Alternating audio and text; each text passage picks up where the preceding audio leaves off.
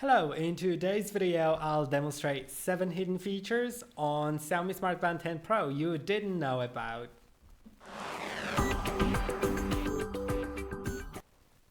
Okay, so first one is going to be always on display. You probably have seen it in the past. Always on display is a feature that basically shows you the time even if the screen is technically off. So let's get to it. To do it, we'll need to go to the settings and then find display.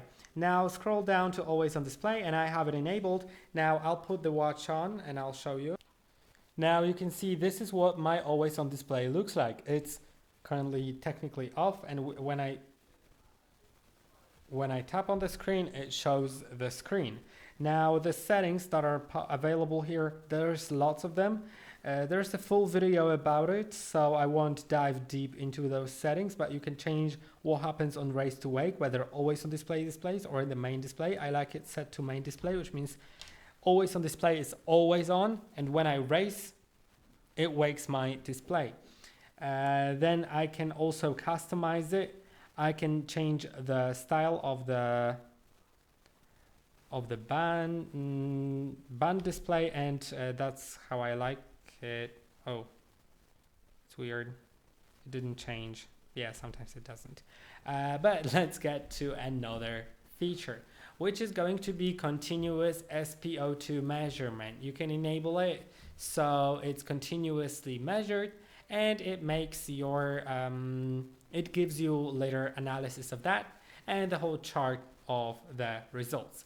And that has to be adjusted in the app. So let's go to the profile, device, and then fitness and health. Now you should find blood oxygen, and you can enable all day tracking, and you can also enable an alert when you go below a certain value. I'll set it to 90, so if I get below 90% of blood oxygen, it will give me an alert to notify me, and so I can do something about it. Now the next thing is music control. You can control music from your watch, so if you have your headphones connected to your phone and your phone's in the pocket and you're working out, for example, you can use your watch to manage your music. Now, as you can see, my music is on, and when I get to the watch, it shows me the now playing image. I can just click on it and manage it. I can also just swipe to the right, I believe, yes. I mean, from right to left to see this widget, or basically find the now playing app. And I can pause the music. Yeah, it pauses. I can skip to the next one and do stuff like that. It's super useful. Now, speaking of control, you can also control your camera on the phone to see if you're framed well, to take a picture with your watch, and to do it, you'll need to open the camera app on the watch. Okay, so I have camera open on my phone, and then on the watch, I just open the camera app, and now I can use it. Unfortunately, it doesn't work like on an Apple Watch where you can actually see the screen, which will let you know easily how framed you are, and yeah, but at least we have that. So I'll position the phone like that, and now let's try to take a picture. So when I click, it takes it. You can see it's been taken, and I can also enable a timer,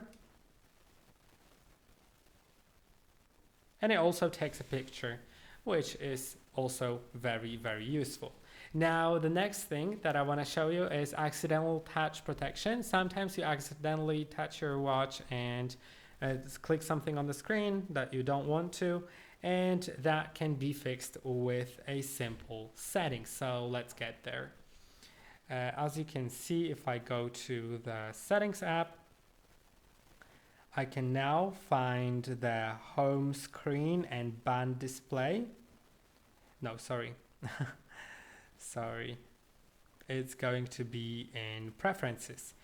find lock screen, and now when I lock the screen and want to unlock it, you can see I cannot do anything. It requires me to swipe up to unlock, and now I can do something. So from now on, when I lock the screen and I want to unlock it, I need to slide up in order to use it. Then with the preferences in the settings app, you can also set up quick gestures, which are going to be shaking your watch or flipping your watch twice to perform a certain action. To do it, go to the settings app again and find preferences again. Then quick gestures, and you can enable them. Now for the first time, if you're setting it up for the first time, you will need to set it up. So you'll need to click on rotate wrist, and then it'll tell you what to do, and you will need to do it. Instead of that, I'll go to the tutorial in order to perform it. So that's what it's going to look like. Not if you go through the tutorial, but if you're just for the first time opening the gestures and trying to set them up. It will now tell you to rotate your wrist twice, like that, and now try once again. Yeah, and I got it, so that's great. Then I can set up the rotate wrist. I can set it to reject call, ignore call or notification, turn on camera, or open the weather app. And the last thing that you can do here that I wanted to show you is in display. In display, in settings, you can go to, home screen and band display. Widgets, and then you can set up your widgets. You can press and hold on any to change their position. You can also remove them by clicking on this little minus or click on plus in order to add another widget. Let's add my SpO2 measurement. Let's click on add and approve. Now this is basically it. Now we have the widget added right here on my right side, and I can measure my stress level now. So that will be about it.